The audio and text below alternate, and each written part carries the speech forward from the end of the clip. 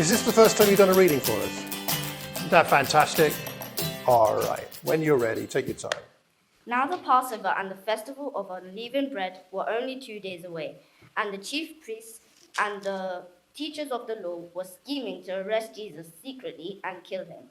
But not during the festival, they said, or the people may riot. While he was in Bethany, reclining at the table in the home of Simon the leper, a woman came with an alabaster jar of very expensive perfume, made of pure nard. She broke the jar and poured the perfume on his head. Some of those present were saying indignantly to one another, "Why this waste of perfume? It could have been sold for more than a year's wages, and the money given to the poor." And they rebuked her harshly. "Leave her alone," said Jesus. "Why are you bothering her? She had done a beautiful thing to me. The poor you will always have with you, and you can help them any time you want, but you will not always have me. She did what she could. She poured perfume on my body beforehand to prepare me for my burial. Truly I tell you, wherever the gospel is preached throughout the world, what she has done will also be told in memory of her." The Judas Iscariot, one of the 12, went to the chief priests to betray Jesus to them. They were delighted to hear this and promised to give his money. So he watched for an opportunity to hand him over. Wow.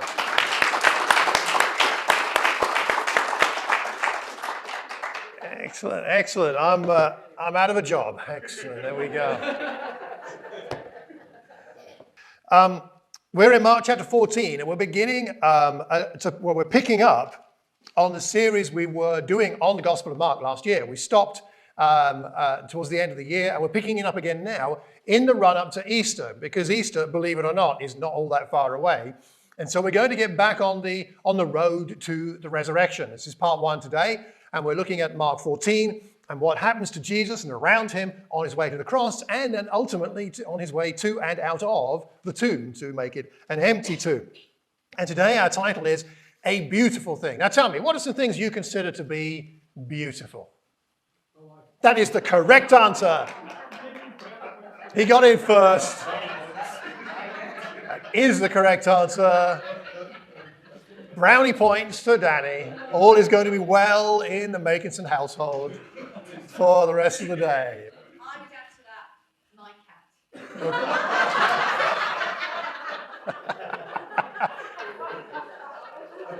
cat. The cat. Okay. Well, I don't know. Moving on. Wife, cat, any advance? Yes. Sunrise. Isn't a sunrise? It is beautiful, isn't it, to see a sunrise? What else is beautiful? New baby. A new baby. That brand new baby. Oh, nothing quite like that. Spring flowers coming out. Some of them are beginning to come out now. Daffodils are up. And yeah, absolutely. William is handsome, which is the male equivalent of beautiful. Is that what that worked for? Okay. All right. Good. Yeah, very good. The children. Absolutely. You do have beautiful children. What else is beautiful? The sea hitting the rocks. They're down at the seaside. Yeah.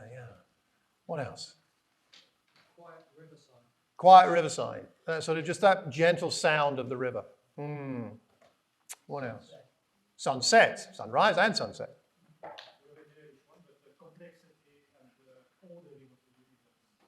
The complexity and the ordering of the universe. Yeah, it is. It has its own majestic beauty.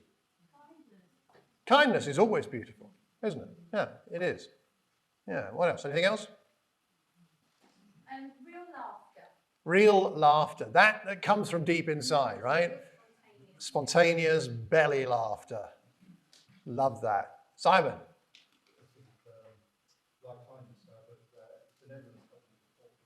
Helping the poor.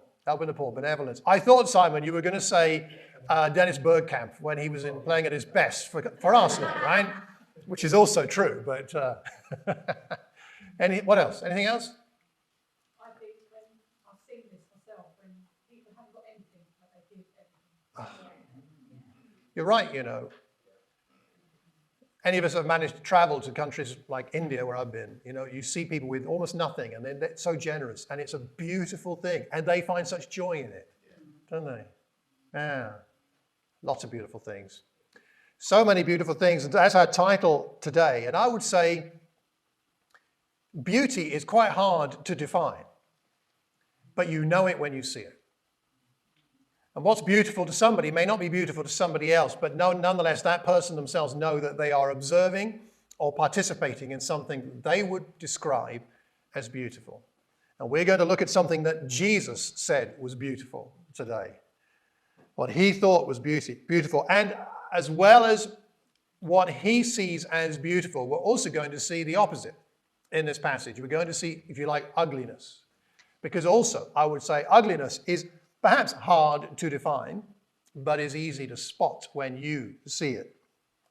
So where are we? Can we go to the next slide, Penny, if you wouldn't mind? We are in this passage in a 3-act play, you could say. We've got the scheming religious leaders at the beginning, scheming to kill Jesus. And then we've got the generosity of the woman who anoints him. And then at the end of the passage, bookending it, we've got another scene of ugliness, which is the scheming of Judas to betray him for Jesus for money. Next slide, love. So in chapter 13, you may remember that the storm clouds were gathering over Jerusalem. You may remember this a few weeks ago now, but we talked about chapter 13 where the disciples ask Jesus, when is this going to happen? Because Jesus says all these stones are going to come down, the temple's going to be destroyed, and it's going to be a mess. And they say when, and he describes a few things. And it's a prophecy of what's going to happen in the near future. The vast majority of what's talked about in that chapter. Those storm clouds are coming over Jerusalem, which will culminate in the destruction of Jerusalem in AD 70 by the Roman armies and the destruction of the temple. In this chapter, the storm clouds are beginning to gather over Jesus. So right after he's talked about the destruction of Jerusalem, we find these religious leaders plotting to kill Jesus himself.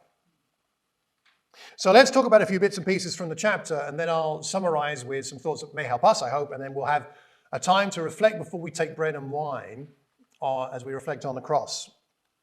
So here we have at the beginning the timing of what's going on. It's the Passover and the festival of unleavened bread. They're just about to happen. And the Passover was the time when the Israelites remembered their deliverance from slavery in Egypt. How God rescued them powerfully, defeated the armies of Pharaoh, and they were allowed to escape from slavery. And the festival of unleavened bread was to celebrate what happened after the Passover, which was that the Israelites took unleavened bread with them on their journey into the desert. They had to take unleavened bread because they wouldn't have time to make bread with the yeast. And so that commemorated again that time of rescue by God, of God being on their side, of God fighting for them, giving them freedom, giving them a new life, being their God demonstrably by defeating the armies of Pharaoh at the Red Sea, keeping them safe as the cloud of the pillar of cloud by day and of fire by night guided them through the desert. This is what they were celebrating. It's freedom. It is God with us. We are God's people. That's what the Passover and the unleavened bread festival was all about. And that's what's going on here. And we see that they have, despite the fact they are meant to be the religious leaders who are meant to recognize God's work, God at work, nonetheless, they're trying to kill now the one who is going to give them true freedom. The one of God who is God in flesh, who is now with them in a way much more powerful than Moses or an angel or a pillar of fire or a pillar of cloud. Now the one who was behind all that and the substance of all that is with them, but they're trying to kill him. Very messed up. Well, Jesus goes to Bethany. You may remember that that's the place where Lazarus was brought back to life, where Mary and Martha lived. That household was one he frequented. It doesn't say here that it's that house, but it almost certainly is. It's called the house of Simon the leper, and we don't know who Simon the leper was, but there's a reasonable chance, I am speculating, but there's a reasonable chance that might have been the parents of Lazarus and Mary and Martha. The fact that it's the home of Lazarus, Mary, and Martha, and it doesn't mention their parents, would seem to indicate that perhaps their parents aren't around. And you normally name the house after the father. So perhaps Simon the leper is the father, but he's not obviously in the house because he is a leper, and he would have to be in isolation. We see other examples of that in the Old Testament in particular. So it's quite possible that was the dad, and that we're in the house of Mary, Martha, and Lazarus. Perhaps the woman is Mary. Perhaps the woman is Martha. The woman is unnamed, which we'll talk about a bit more in a moment. But here we are. in the house, and the woman comes in, the unnamed woman. Unnamed why, we don't know, perhaps because the writer, Mark, is interesting in the Gospel of Mark. Mark names people much less than Matthew, Luke, or John. We don't know exactly why, but for some reason he doesn't name people as much. It could be that he's simply trying to focus on the heart and on the devotion and on the demonstration of discipleship rather than on naming people and making them the focus in some way because of that. I would say the fact that we have a woman here is significant because, as you may know, Jesus allowed women to get closer to him and to touch him and to interact with him far more than would be normal in that culture. And it's a demonstration again of how he treats people equally and with love, no matter where they come from, who they are, what gender, what background, or anything like that. We have the nard poured out. I think on the next slide, we have a picture of the plant from which the nard is taken. It's an Indian plant. That's what it comes from. It's extremely expensive. The amount she pours out here, this bottle of perfume, would have been maybe a year's salary. And even if your salary isn't particularly large, I dare say you wouldn't, you would think twice before spending your whole year's salary on something that is, at least looks like it's wasted. I mean, once it's poured out, it's poured out. It's not, you can't get it back in the bottle, right? It's not done anything. Yet she pours it all out, a year's salary. It might well have been her life savings, like the savings for a rainy day, like when something happens that's bad. And yet she pours it out. We'll talk more about that in the reasons in a moment. And she does it. Jesus sees it as an anointing. And of course, Jesus was Messiah, which means the anointed one. And so she's anointing him, demonstrating perhaps her better understanding of who he is, much more than even his official disciples at this point. The people around complain. They are indignant and they rebuke her harshly. Some of those present, that seems to indicate that some of those rebuking and who were indignant were disciples, not just bystanders, not just the religious leaders. Even they complained. They had a bit of a history, didn't they, of getting the wrong end of the stick? Not too long before this, in chapter 10, they're rebuking the children for coming to see Jesus. And Jesus says, "What on earth are you thinking? Of course I want the kids with me." And of course he wants this woman doing what she's doing. They misunderstand. The word here to rebuke also can mean glowering. So I don't know if you've ever had that kind of situation where someone's glowering at you. I mean, that sort of furrowed brow and frown, and that's what's going on for her. Imagine how she might be feeling. And then Jesus, the reaction of Jesus is so wonderful, isn't it? Leave her alone, he says. Just leave her alone. Why are you bothering her? Imagine how she's feeling now. She's done a beautiful thing. And this is interesting. The poor you will always have with you, and you can help them anytime you want.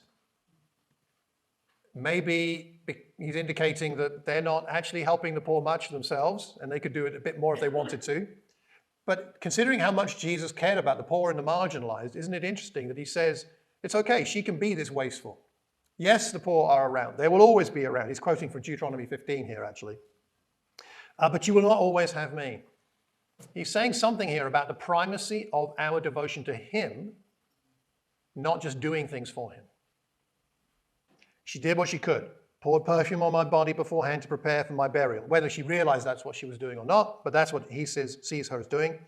Truly, I tell you, whenever the gospel is preached throughout the world, what she has done will also be told in memory of her.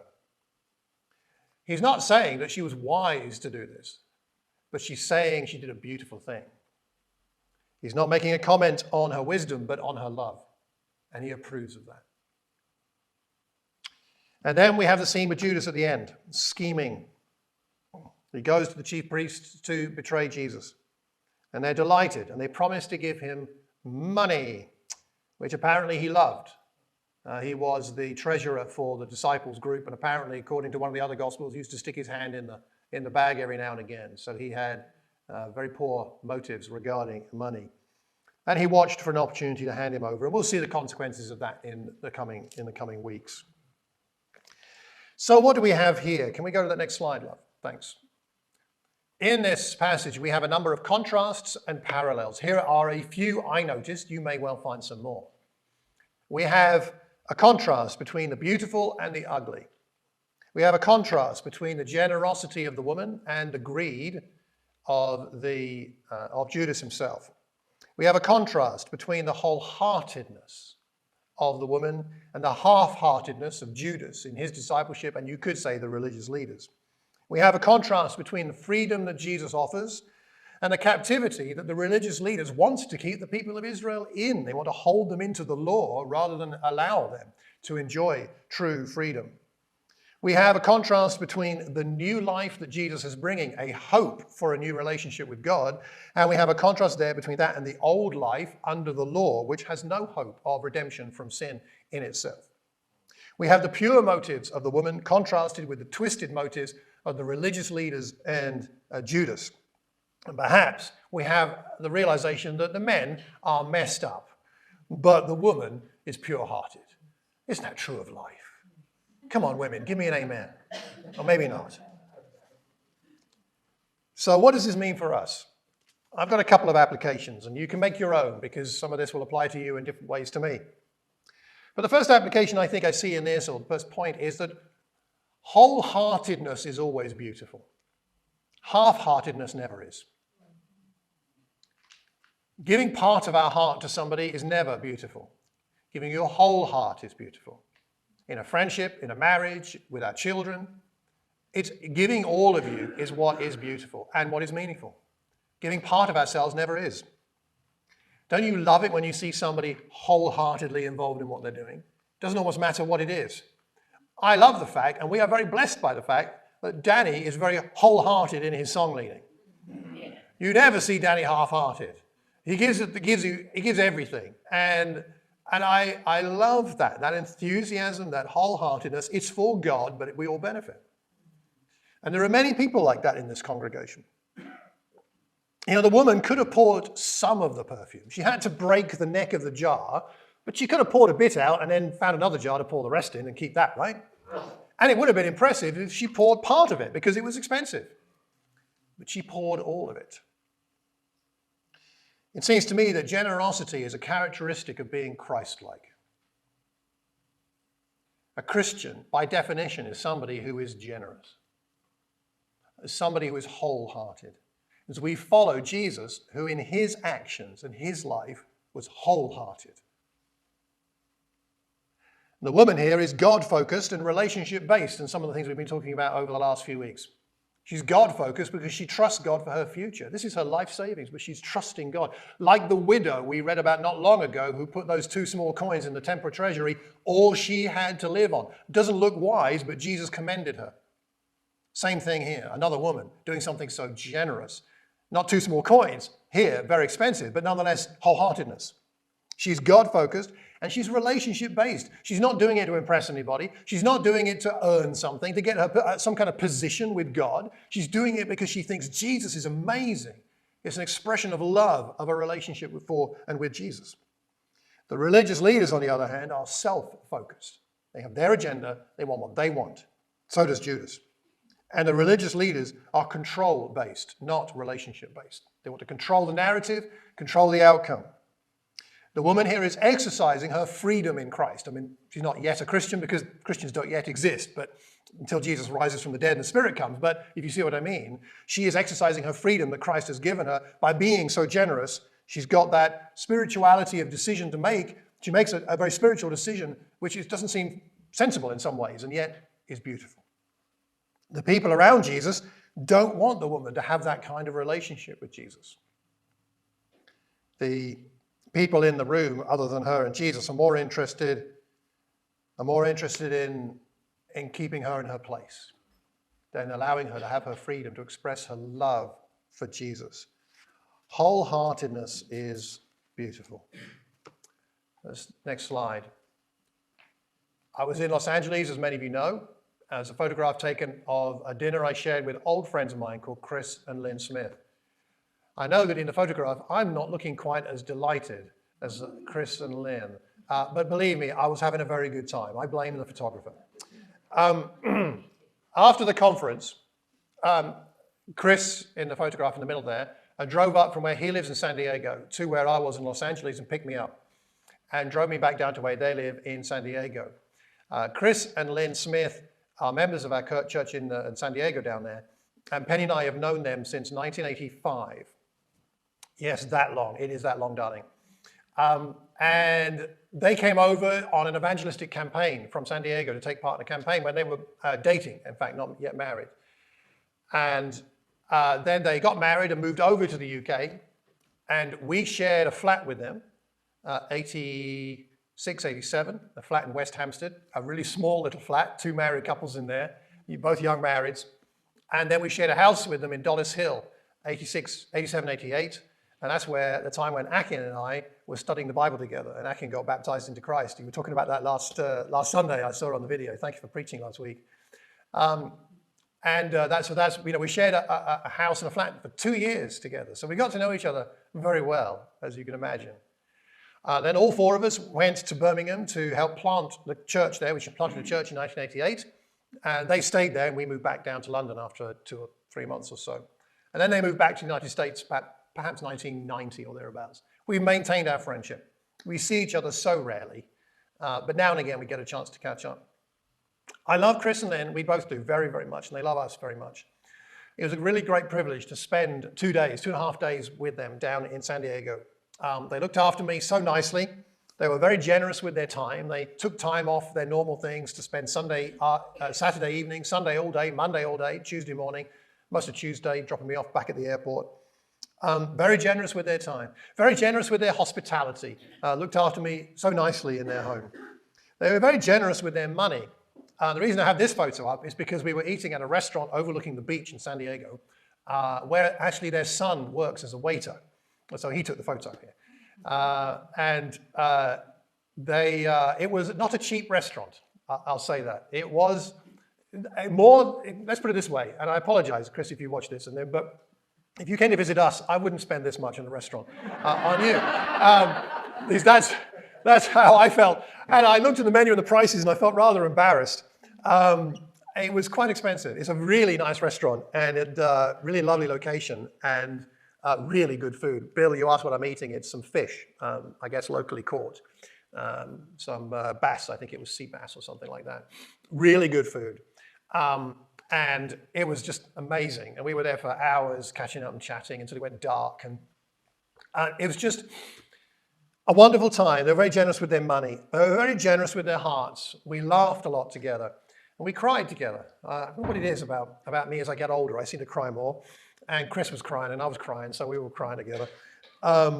And there's just, I don't know, hopefully you all have these friends like this, right? There are certain friends I have, and Chris is one of them, where we might not see each other for 10 years, but you sit down and within 10 minutes, it's like no time has passed at all. And you're talking, and you don't have to do any small talk. You know, apart from, hi, how are you? I'm really good. Let me tell you what's been going on in my life in the last 12 months. And it's like, woo, you know, just open. And that's what it's like with Chris. A very open, honest, vulnerable man of great heartedness. Very involved in helping some situations in Mexico just over the border, some very poor, challenging situations I can't talk about because it wouldn't be safe for the people in those areas where the cartels work. The cartels are in control. That's where Chris goes to help people. Just a generous-hearted, loving person. His wife, Lynn's amazing. And it's when you're around people like that, every now and again, that it just reminds you what it's all about to be a Christian. It's about relationships, it's about love, and it's about generosity. They could have looked after me without spending half as much time and money, and I'd have been perfectly happy with it, but they went out of their way to make me feel welcomed and loved. And it's that generosity that makes the love of Jesus that's real for us real to each other. How do we know what the love of Christ is? It's by showing that love to each other. It's by experiencing it from one another. And you talked about this last week, Akin. I appreciate that. And if we're going to be a congregation to honor God in this place, then it's going to happen as we are ridiculously generous to one another. Perhaps even foolishly generous in the way the world would look at it. Generous beyond what is sensible. Overflowing with love, like Paul talks about. Overflowing with that love that Jesus shows us by dying on the cross. It's by being generous with our time with one another. It's by being generous with our gifts to help one another. It's by being generous with our money, maybe even in some way with each other. It's about being generous with our hearts to listen to one another and listen to the point it hurts. If you've had those long conversations sometimes where it's just hard to listen and listen and listen, but we do because we love, because we're generous like Jesus to us. I don't know how else we're going to experience the love of Jesus unless we show the love of Jesus to one another in generous, overflowing. There's a word I'm searching for here. It's not quite foolish, isn't the right word, but with a love that is not boundaried. I don't mean in an unhealthy way, but just we're not counting the cost. Like, we're not looking at the watch. We're not saying, can I really afford this? We just unconstrained is a very good word. Thank you. Yeah, that's sort of limitless. We're not limiting how much love we're going to give. We're saying, how much can I give? That's the right question. How much can I give? Not how much do I need to give? We see that in Jesus, and we see that in this woman. A generosity. Wholeheartedness is beautiful. Generosity is beautiful. Being a Christian is about showing the beauty of God to the world, and that comes through us being ridiculously generous to one another. It's the first thing I see. And the second thing, and we'll wrap up with this, is just to think about Jesus for a minute here and his disposition, his attitude, his spirit. And I think what I see in Jesus, and I need this right now with everything that's going on, is that Jesus is at peace when everybody around him is panicking. Jesus is at peace when everybody around him is upset, angry, frustrated, not getting what they want. But Jesus is at peace. He is serene in this challenging situation. He knows his death is not far away. He knows these people want to kill him. He knows what Judas is going to do. He knows, even in this situation, so late on in his life on earth and training his disciples are still not getting the point about how to be in this kind of situation. How challenging for him. And yet in the middle of all this conflict, he's concerned about the one person, the one woman who's being unfairly derided. Leave her alone. He could have ignored it. He had bigger things to do, you could argue. He had bigger, matters to attend to. He was going to the cross. He could have said, thanks, woman, let's move on. But he took the time. He noticed her, despite what else is going on. And I don't know about you, but I find it hard to be compassionate and listen and be kind to people when I'm in the midst of my own turmoil, and you've got COVID, and you've got Ukraine, and you've got whatever else challenges you've got, and maybe there's illness, and maybe there's uncertainty, and some of us, we've got our kids who've missed a lot of education, and some of the children here, you've missed some of your education, and we've got all these gaps and problems and anxieties, and I tend to miss the person, the individual, and Jesus doesn't. He notices her. He's reclining. Isn't that lovely? He's not sitting on the edge of his seat like tense. He's reclining. And he notices the woman. He allows the woman to do such a strange thing for that culture. He's sensitive to how she must be feeling when she's rebuked. He confronts those who are hostile to her without losing his temper. He knows the religious leaders are out to get him, yet he wastes time on this anonymous woman. Betrayal by one of his best friends doesn't deflect him from his course, and it doesn't destroy his poise. And he continues to have vision even as the storm is approaching him. He knows where this is going. Jesus stands up for us against Satan, against evil, and against death, just like, in a way, she stands up for him. She stands up for him, he stands up for her, and he stands up for all of us. It's important that we're generous. But it's important we're generous for the right reason. And the right reason is because we love Jesus. And we think he is amazing. He's our inspiration. So a couple of questions to finish and then we'll pray. Are you happy to be an anonymous good doer for Jesus? We don't know her name, although she gets preached across the whole world ever since, 2,000 years. Still don't know her name. She's anonymous. Are you prepared to be anonymous? Just to do good. Not to be a do-gooder in that negative sense, you know what I mean? But to be a person who does good. She did a beautiful thing. She did what she could. What she could. Are we happy to do what we can? It might seem that your actions and mine aren't that significant when we look at the big issues around us today. But Jesus sees what appears to be insignificant and believes it to be significant and honors it and recognizes it. What is the do what you can thing for you right now? What is that small thing that you could do? Somebody in this congregation, somebody in your neighborhood, somebody you know. One small thing. Doing some good generously, not partially, not half-heartedly, not just enough, but giving your heart. What might that be for you? She did a beautiful thing.